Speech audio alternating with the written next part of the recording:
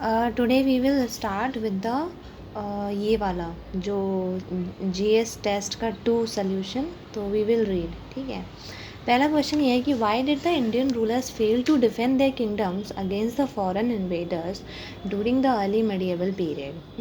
तो सबसे पहली चीज़ क्या है कि early medieval period which is from the 6th century to the 13th century, ठीक है, is marked by the various foreign invasions in the northwest frontiers, which led to the fall of the Rajput kingdom, one after the other, and finally the establishment of the Islamic Sultanate in the northern India. The main reasons that led to the failure of the Indian rulers and dominance of the foreign invaders were the primary reasons. क्या थे? Primary reasons was that there was no political unity in the North India for about 5 centuries after the death of the Harsha, that is 647 AD. The Indian kingdoms failed to fight under one command, which affected their planning and fighting strategies. This also prevented any combined opposition to the foreign invaders. On the other hand, the Turks fought under one command as a one unit.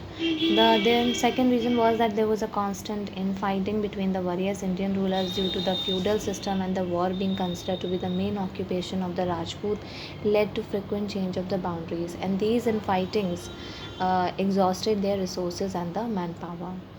Then there was outdated and inferior military methods. That was another major reason. Indians relied on the elephants that were very slow and proved to be a liability, while the invaders had the very fast moving horses and the cavalry that gave advantage of the tremendous mobility to the Turks.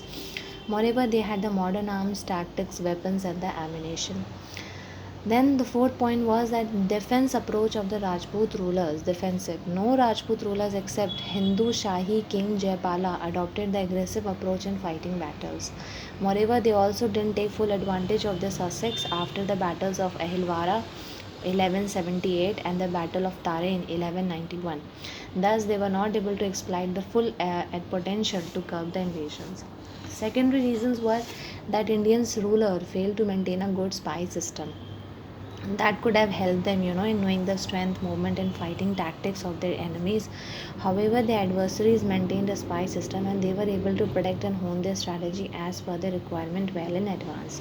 Fighting and defending the kingdom were seen as the sole responsibility of the Kshatriyas due to the Varna system. So this restricted the contribution of other groups to the warrior strength of India. There was a limited understanding of the foreign invasions and the political foresight. They could not understand the long-term impact and the outcome of the conquest of India by the Turk, and neglected the defense of the northwest frontier. Moreover, they lacked the familiarity with the then international politics and the methods. Then another point was religious zeal and the greed for the wealth. The religious zeal and the mighty enthusiasm to plunder the wealth of Indian temple and places enabled the invaders to conquer most of the country even after struggling for the centuries. Successful expedition of the foreign power not only changed the political condition by the establishment of the Delhi Sultanate 1206 to 1526 and the Mughal dynasty 1526 to 1707, but also transformed the Indian art, architecture, language, culture, traditions. ठीक है. The second question is that we have to write a note on the evolution and significance of the slogan Jai Jawan, Jai Kisan, Jai Vigyan. Jai Jawan, Jai Kisan, Jai Vigyan. See, the slogan Jai Jawan, Jai Kisan, Jai Vigyan evolved in two stages. It was given in 1965 by Pradhan Mantri Lal Bahadur Shastri to ensure the soldiers to defend the country, that is to promote them, and encourage the farmers to increase the food grain production to make India self-sufficient. Later in 1998, in the backdrop of the Indian second nuclear bomb test, the then Pradhan Mantri Atal Bihari Vajpayee improvised the slogan to include the Jai Vigyan to underline the importance of the science and technology in developing the country. The significance of slogan is India had lost to China in the war of 1962 and then in 1965 and facing another war with Pakistan. So the Jai Jawan, meaning hail soldiers, was meant to rally the support of the masses towards the cause of the soldiers and boost their morale. The slogan was received well by the masses, and India decisively defeated Pakistan at the border in 1965.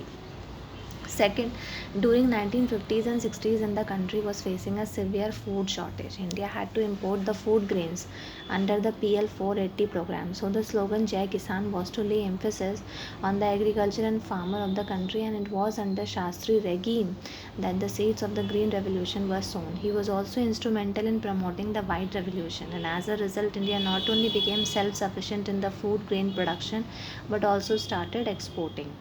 The slogan of the Jai Jawan Jai Kisan was linked with the sovereignty and the self respect of the nation. This slogan raised the morale of every section and restored the faith of the nation in the noble ideals like sacrifice, fraternity, solidarity, compassion, etc., that drove our national movement.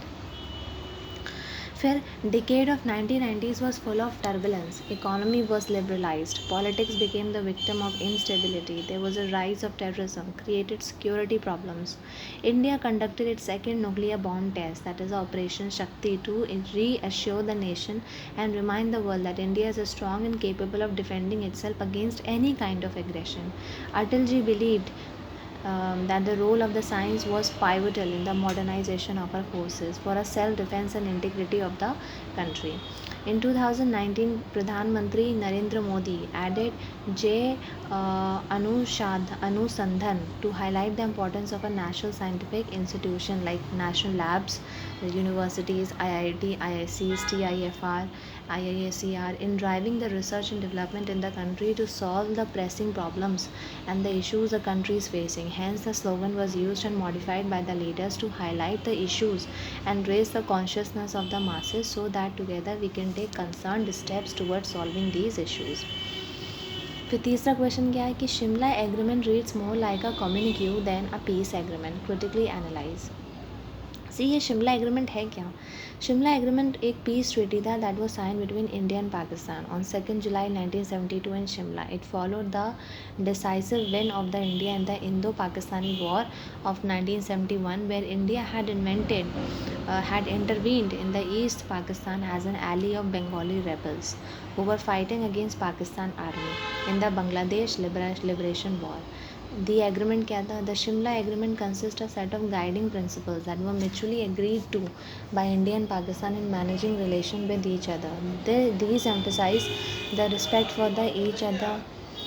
नहीं पढ़ रहे हैं.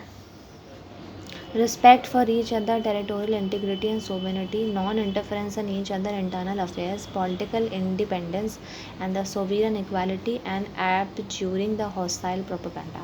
The following points of the agreement are particularly noteworthy. Withdrawal.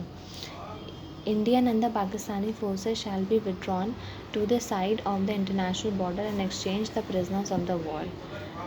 Dispute settlement. The two countries would resolve their differences by the peaceful means through the bilateral negotiation. The use of force.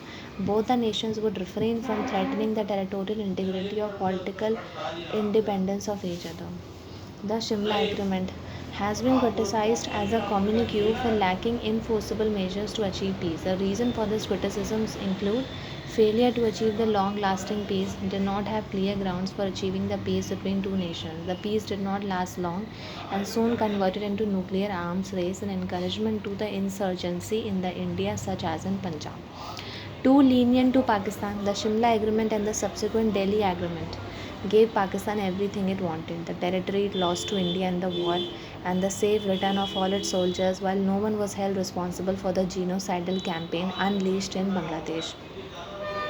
Unenforceable commitment. The agreement did not pin Pakistan down to future good behavior. It included very unrealistic expectation from Pakistan to take all the steps within their power to prevent hostile propaganda against India. Loss opportunity. Many experts believe that the long-lasting solution to Kashmir problem would have been achieved, as Pakistan had lost 15,000 square kilometer of land and 90,000 POW, making it vulnerable to accept Indian peace conditions. Clause for an international tribunal for war crimes would have helped the eliminate Pakistan army as a threat to the regional peace.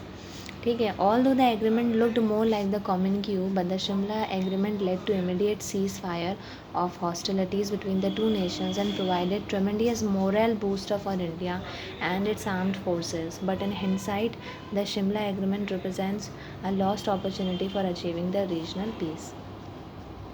ठीक है.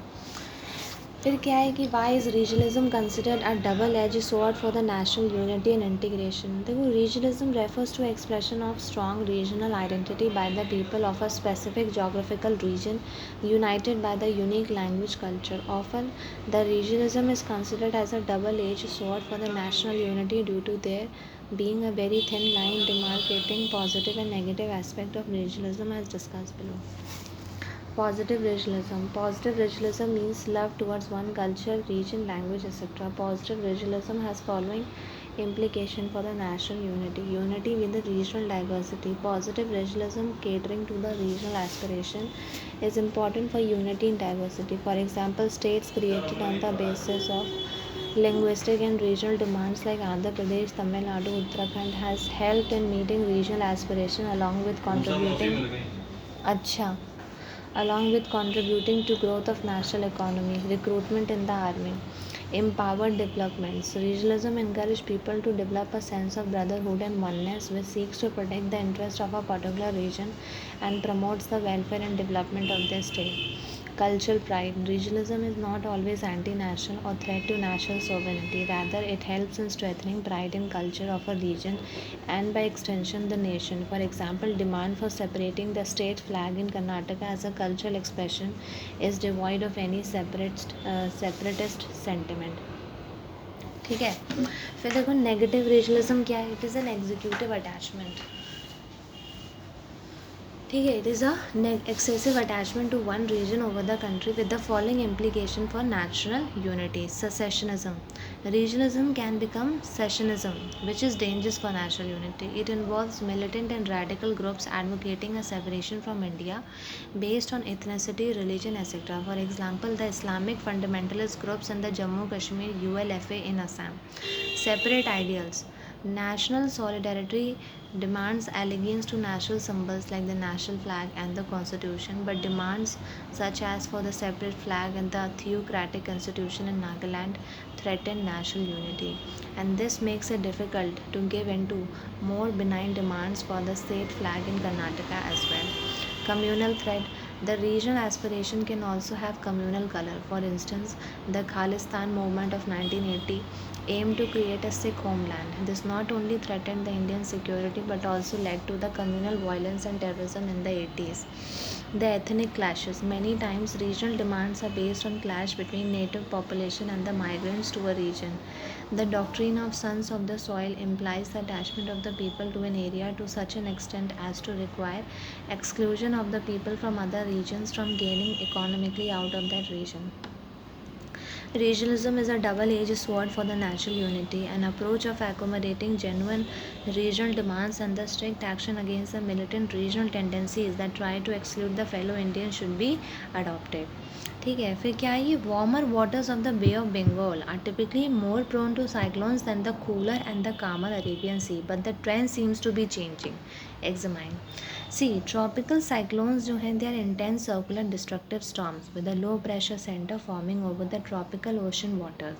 The Arabian Sea and the Bay of Bengal are the part of Indian Ocean. And when both are compared, the BOB sees approximately 5 times more cyclones than Arabian Sea. Also, the cyclones in the BOB are stronger and the deadlier. The Bay of Bengal is more prone to cyclone than the Arabian Sea because the sluggish winds, slow moving air around the BOB keeps the temperature relatively high, and this aids the formation of the cyclone due to higher vaporization from the sea. The Arabian Sea, on the other hand, experiences stronger winds which dissipate the heat and prevent the cyclone formation. Fresh water inflow. The BOB receives high inflow of the water from the Ganga and the Brahmaputra and all of the rainfall in their catchment area. The large influx keeps the surface temperatures high. The lack of constant fresh water supply in the Arabian Sea results in the better mixing of the warm and the cold layers, preventing formation of the strong depressions. फिर देखो coastline. The trough-like shape of the Bay of Bengal coastline intensified the cyclonic wind shallow depth due to emerging coast helps push the water up to create the storm systems, and such features are absent in the Arabian Sea. Pacific cyclones. The cyclones from the Pacific Ocean move towards the BOB. The lack of the large landmass between the Pacific and the Bay aids easy movement of the cyclonic winds. In the recent times, the frequency of the cyclones in the Arabian Sea is increasing because of the the climate change. The causal relationship between the climate change and the cyclones in the Arabian Sea can be understood as rising temperature. A 2014 study found that the Indian Ocean temperature rose by 0.7 degrees Celsius, but the Arabian Sea experienced 1.2 degree crisis rise during summer, and keeping temperatures above the threshold of the 28 degrees Celsius for the cyclone formation for the longer periods. Ocean has warmed up to the greater depth. The churning of the ocean water by the wind no longer cools down the sea surface temperature. फिर देखो दूसरा reason आता है El Nino. Climate change is altering the cycle of El Nino and El Nino Modoki. ठीक है. ये E N और E N M क्या है? A study by the National Institute of Oceanography suggests that the ENM and the EN that essentially intensify the cyclone formation over the BOB have been creating large area for the wind convergence over Arabian Sea, intensifying the cyclonic activities. Wind intensity. The climate change is altering the global atmospheric circulations. It has led to intensification of the easterly winds, which is pushing the cyclone from the BOB towards the Arabian Sea. For example, the cyclone Okchi, which is generated in the BOB and drifted towards the Arabian Sea due to intense easterly winds.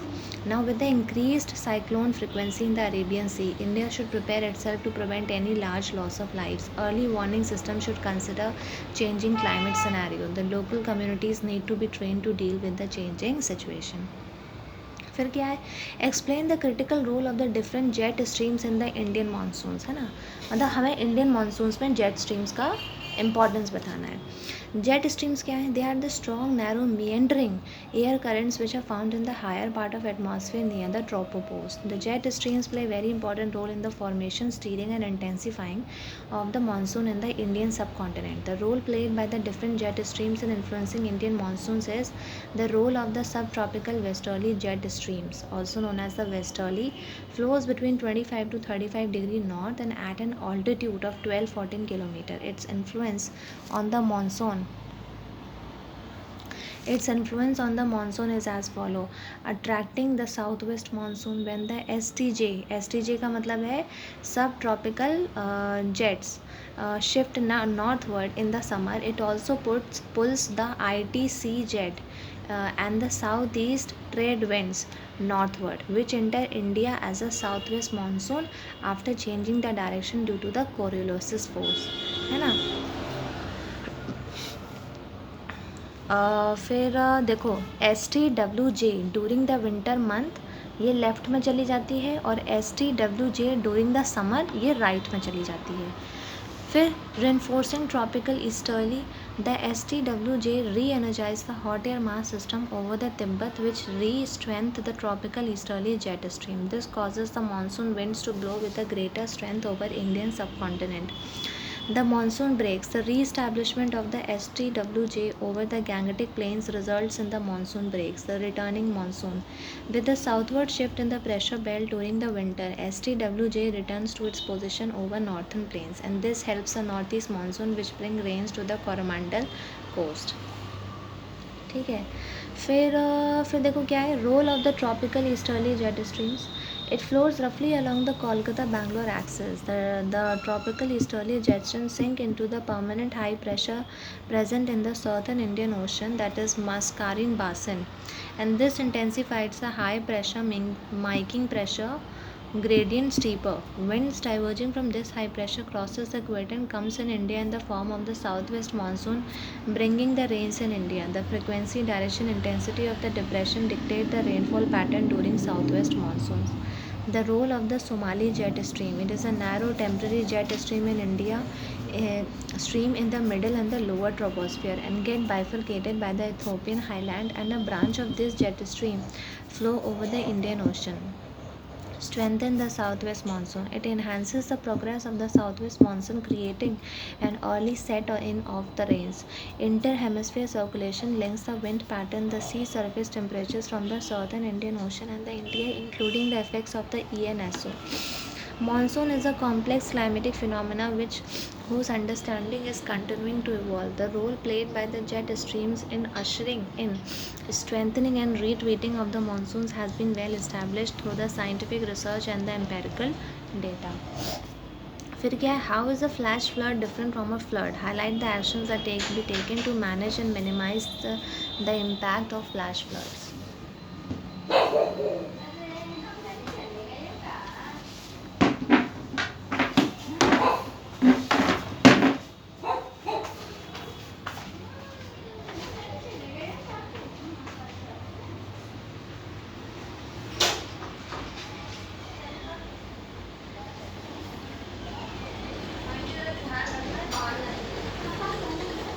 वहाँ का भी ध्यान रखिएगा.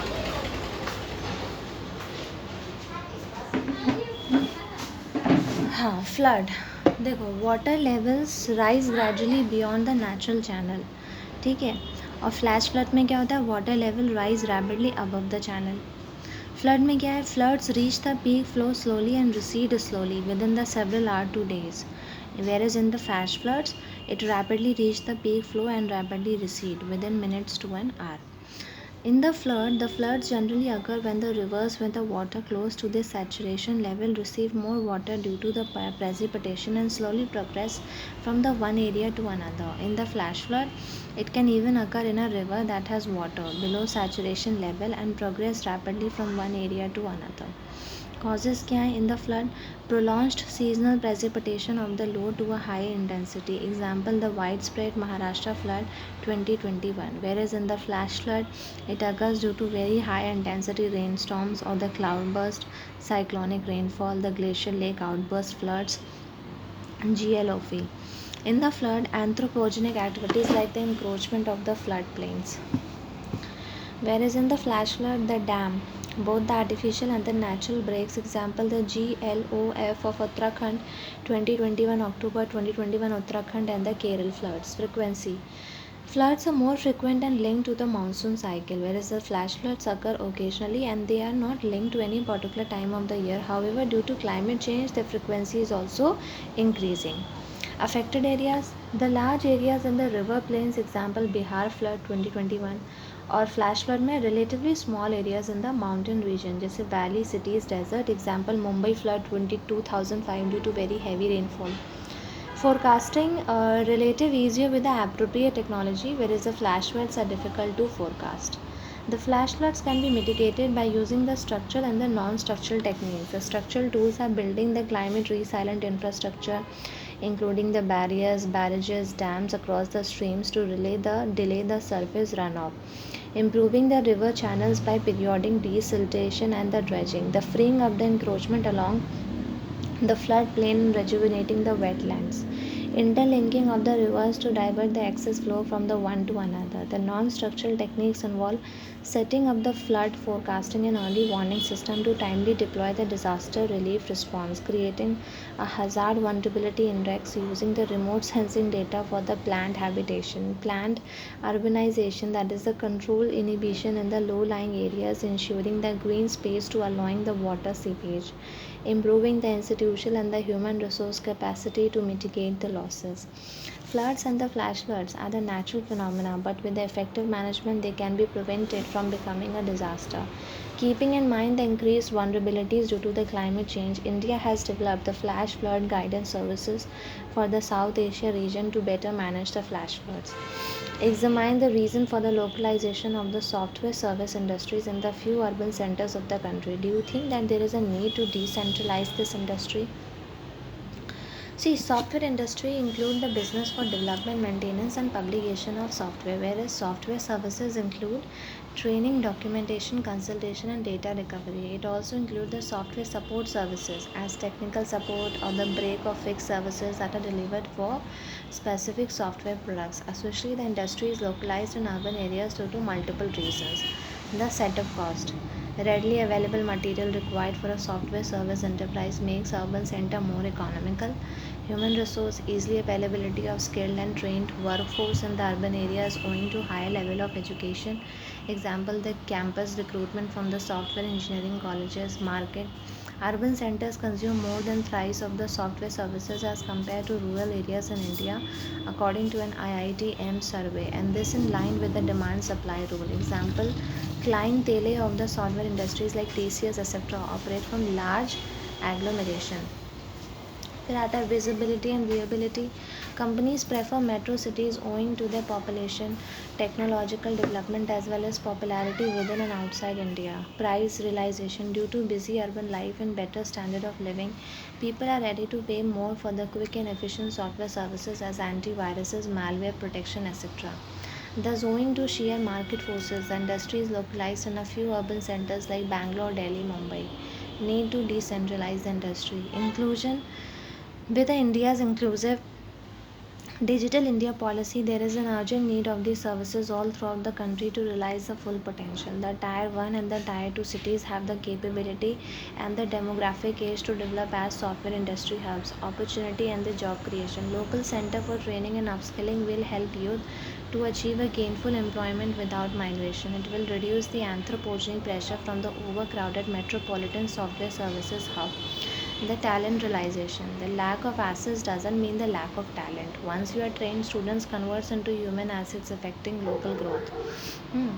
Fifth, knowledge economy. Decentralizing the software industry will improve the India's credential as an emerging power in knowledge economy. At the same time, it will integrate the small towns with the emerging knowledge-based ecosystem to support the government policies and initiatives as Vocal for Local, BharatNet, Skill India, Digital India, which will take the mission of the Atmanirbhar Bharat to the Tier 2, Tier 3 towns. It will help in risk diversification to ensure the continued service even in the case of disaster like earthquake, flooding, etc., or the deliberate attack, that is a cyber attack vandalism.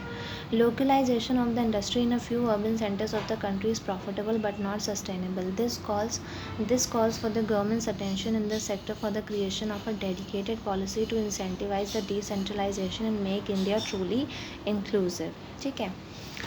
फिर अगला question आता है कि why has Russia Far East emerge as a region for growing interest for India. ठीक है, ये interest क्यों है इंडिया के लिए. See, the Russian Far East is a war region which stretches from the Lake Baikal to the Pacific Ocean and comprises roughly a third of the Russian territory. Although rich in natural resources, it is an economically underdeveloped, sparsely populated region that needs capital, technology, labor market, while India is a country with a labor surplus and a resource deficit in the need of energy, mineral resources, and the farming land.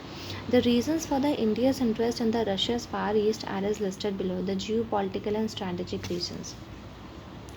A larger footprint in the Russian Far East region enhances the India's presence in the China's immediate neighborhood. It can be a step towards the balancing China Belt and Road Initiative. India's partnership with the Japan and the investment plan in the region can develop the new strategic alignment. It gives India strategic presence in the Arctic region with influence on the perspective frameworks on the region's governance. It will help India in increasing her presence in the South China Sea and giving a fillip to her Indo-Pacific strategy. Energy resources. India can diversify its energy sector through investment in sectors like coking, coal, timber, natural gas. For example, ONGC Videsh investment in the Sakhalin 1 project. Cooperation in the hydrocarbon sector gives India and Russian companies an opportunity to share the technologies and the expertise. India can diversify its dependence on the Gulf countries for the oil and energy. Road, rail, and maritime connectivity. Direct maritime corridor investigate between Chennai and Vladivostok can cut the shipping time to 24 days from the present 40 days. India can develop alternatives to the Suez route for the international trade and develop the stronger trade tied with the Eastern Asia economy. India can also get access to the resource and trade from the Central Asia through the Trans-Siberian Railway. India's soft influence in the region. India has extended a $1 billion line of credit for the development of the Russian Far East through the trade linkage. Presence of Indian manpower will help in balancing Chinese demographic invasion into the region, expanding economic linkages with the Russia. Opportunities in the pharma, agri, telemedicine, education, onshore services, etc. can be explored in line with the India and Russia's goal to triple bilateral trade to the $30 billion by 2025. India can also get access to the Arctic Ocean region and associated economic resources such as new trade routes and the mineral oil and gas reserve. India-Russia relationship offers opportunity for complementary partnership. India and Russia cooperation in the Russian Far East region is an instructive example of the future course of diplomatic possibility between the India and the Russia. Do you agree that the single-minded focus on the development of solar power in the country has led to the neglect and the underutilization of the other renewable energy resources justified?